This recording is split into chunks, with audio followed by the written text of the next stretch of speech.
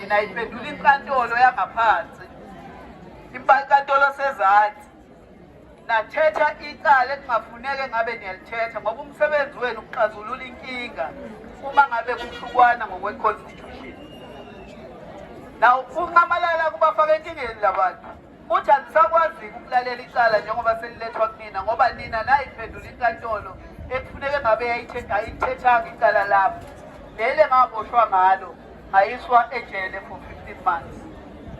Inkinga ekhona eSouth Africa lezi kodwa-ke comrades ngosesidale kakhulu la angeke ngisanda kakhulu ngizogcizelela ukuthi into ekufuneke niyenze comrades ukuthi ngomhla ka-29 alikho elinye ithuba esinalo ngaphandle ngomhla ka-29 lokuyikhulula njengabantu base-South Africa.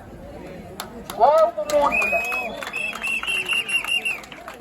uma sigejwe leyo nto andibokwazi ukuthi kuphelile ngathi andibokwazi ukuthi kuphelile ngoNxamalala useyoboshela ukuthi unyathela nje kanjani ukuthi uhamba kanjani uhleka kanjani njengoba aboshela izinto ey'ngekho kaninginingi. Sizocela-ke comrades ukuthi niphume ngobuningi benu but okokugcina sifuna ukukucacisa sebenidide kakhulu ngokuthi ubani umholi wamkhonto uyedwa umholi comrades President Jacob Sholozi phela saziyena phela. There is only one leader that you will find in the ballot paper. Saziyena. Sebekuzame konke ukumkhipha kwi-ballot paper bahlulekile. Sebezama ukumbulala ngopoison manje angeke balunge nalapho. Sizothi-ke kunina i-IEC isiliqedile lolu daba. Iliqedile lolu daba.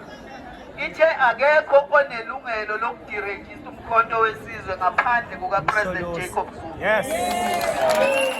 Abashwe.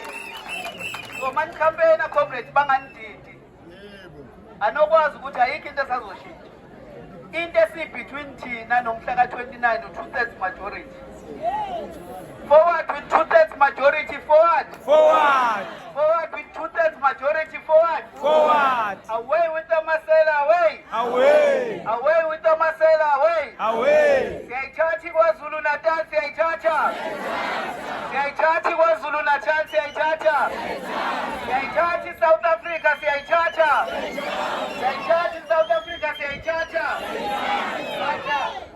Thank you so much.